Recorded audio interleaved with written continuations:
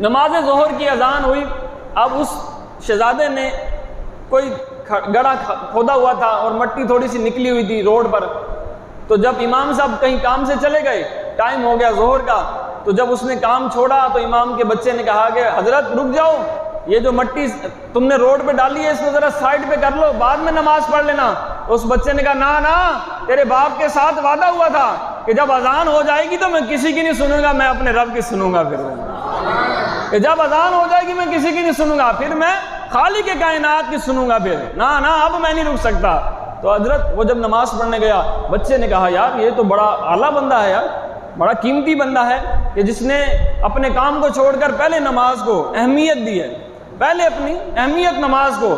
واللہ آج ہم اپنے کام کو زیادہ اہمیت دیتے ہیں اور ذلیل و رسوا ہو گئے ہیں آج, اسی لیے کہ ہم نے اپنے کام کو اہمیت دی ہے, اپنے مال کو اہمیت دی ہے, اپنے بچے کو اہمیت دی ہے. لیکن اللہ کی طرف آواز جو آئی حی علی الصلاۃ, ہم نے اسے اہمیت نہیں دی.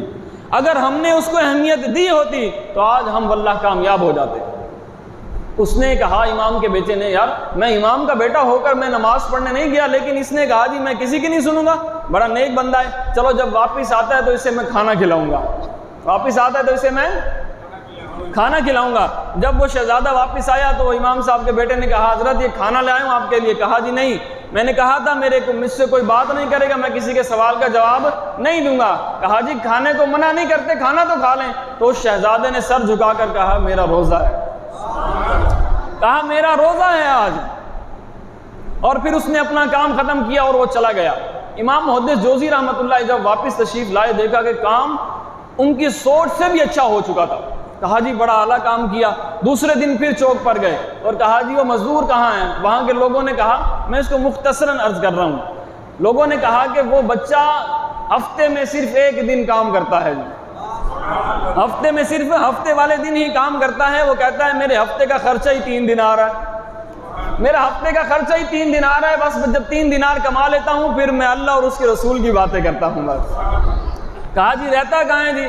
کہا جی فلاں بغداد کے قبرستان کے ساتھ ایک جھوپڑی کے اندر وہ رہتا ہے جی, تو ہفتے کو ہی آتا ہے. امام فرماتے ہیں میں نے انتظار کیا, میں نے کہا یہ کوئی عام نہیں ہے, بڑا خاص بندہ ہے, تو میں نے انتظار کیا. میں اگلے ہفتے گیا, پھر میں نے اسے بلایا, پھر اس سے کام کروایا. 2-3 ہفتے کام کرواتا رہا, میری دل لگی ہو گئی. ایک ہفتے کو گیا تو میں اسے نہ پایا, پھر دوسرے ہفتے کو گیا, پھر وہ مجھے نہ ملا. لوگوں سے پوچھا تو کسی نے بتایا کہ حضرت وہ بہت شدید بیمار ہے, وہ بہت شدید بیمار ہے اور ہفتے کے دن سے وہ نہیں آ رہا, 2 ہفتے ہو گئے وہ نہیں آ رہا. امام صاحب فرماتے ہیں مجھے اس گھر کا پتہ بتاؤ. جب گھر کا پتہ بتایا, قبرستان کی ایک جھونپڑی میں جب وہاں تشریف لے گئے, اور فرماتے ہیں امام جوزی رحمۃ اللہ تعالی علیہ, ابھی میں دروازے پر ابھی گیا ہی تھا, پہنچا ہی تھا, ابھی میں چاہ رہا تھا کہ دروازہ کھولوں, اندر سے آواز آئی آ جاؤ امام محدث ابن جوزی آ جاؤ. کہا میں پریشان ہو گیا کہ اس کو کس نے بتا دیا میرا نام, اتنے ہفتوں سے کام تو کر رہا تھا لیکن میں نے نام نہیں بتایا, اس کو نام کس نے بتا دیا؟ کہا اے بچے تجھے میرا نام کیسے پتہ لگا؟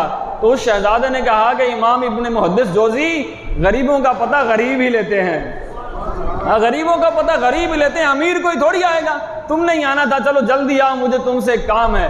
جب وہ وہاں پہنچا تو اس نے اپنی جیب سے 3 دینار نکالے اور کہا جی حضرت یہ 3 دینار پکڑ لیں, آج رات کو اس دنیا سے میں نے رخصت ہو جانا ہے.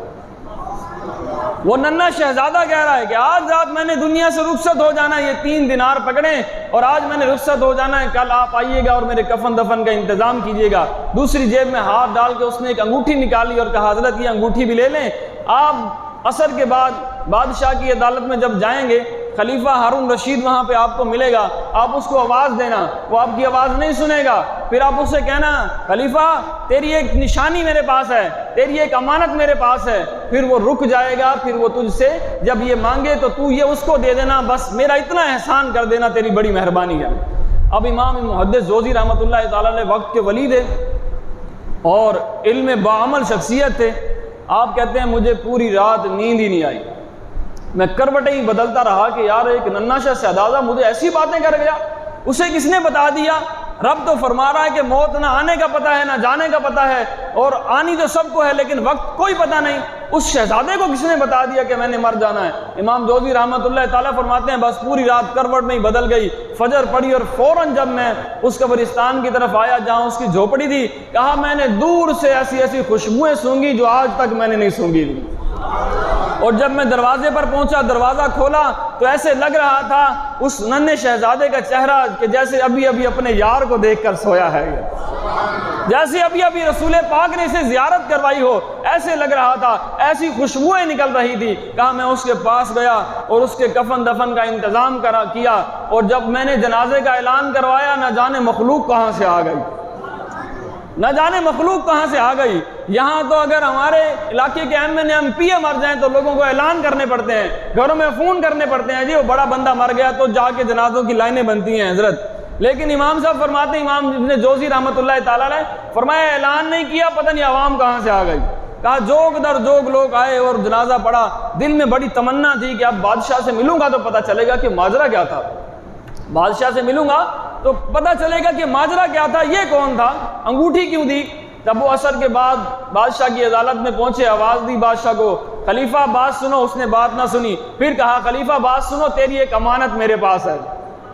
کہا تیری ایک امانت میرے پاس ہے۔ وہ واپس مڑا اور میرے پاس آیا، جب میں نے اسے انگوٹھی دی اور اس نے پوچھا یہ انگوٹھی تو دے دی، انگوٹھی والا کہاں ہے؟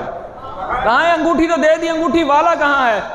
امام جوزی رحمۃ اللہ تعالیٰ فرماتے ہیں جب میں نے اسے کہا نا کہ انگوٹھی والا تو انتقال گیا، کہا بادشاہ کی چیخیں نکل گئی، زور زور سے رونے لگا اور کہا کہ تجھے کہاں سے ملی یہ انگوٹھی، وہ شخص کہاں، تو نے دفنا دیا اس بچے کو، اس لڑکے کو کہاں دفنا دیا؟ تو امام جوزی رحمۃ اللہ تعالیٰ فرمانے لگے میرا دل پھٹنے لگ گیا کہ کیا ماجرا ہے، نہ اس بچے نے کچھ بتایا نہ بادشاہ کچھ بتاتا ہے۔ کہا میں نے ہاتھ جوڑ کر کہا خلیفہ ہارون رشید کچھ تو مجھے بتا، نہ وہ بتاتا تھا نہ تو کچھ بتا رہا ہے، میرا دل پھٹ رہا ہے، بتا تو صحیح وہ بچہ کون تھا۔ خلیفہ ہارون رشید بولے، کہا کہ تو نہیں جانتا وہ بچہ کون تھا، وہ بچہ میرا لخت جگر میرا بیٹا تھا، وہ بچہ فرمایا وہ میرا بیٹا تھا، سلام اس پر کہ جس نے بادشاہوں میں فقیری کی۔ خلیفہ ہارون رشید کا بیٹا ہو کر چوکوں پر جا کر مزدوریاں کرے۔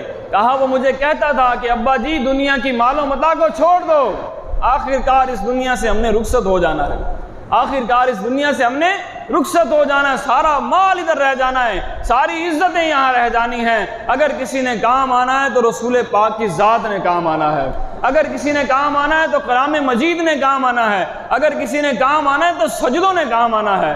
کہا کہاں ہے، مجھے اسی قبر پر لے چلو، اور قبر پر گیا تو وہاں دھاڑے مار مار کر رونے لگا۔ کہا بچے تو صحیح کہتا تھا، یہ دنیا بے وفا ہے، یہ دنیا بے وفا ہے، صرف یہ اس کے ساتھ وفا، یہ کسی کے ساتھ وفا نہیں کرتی، ہاں بس تمہاری کامیابی یہ ہے کہ تم اللہ اور اس کے رسول کے ساتھ وفا کر کے چلے جاؤ۔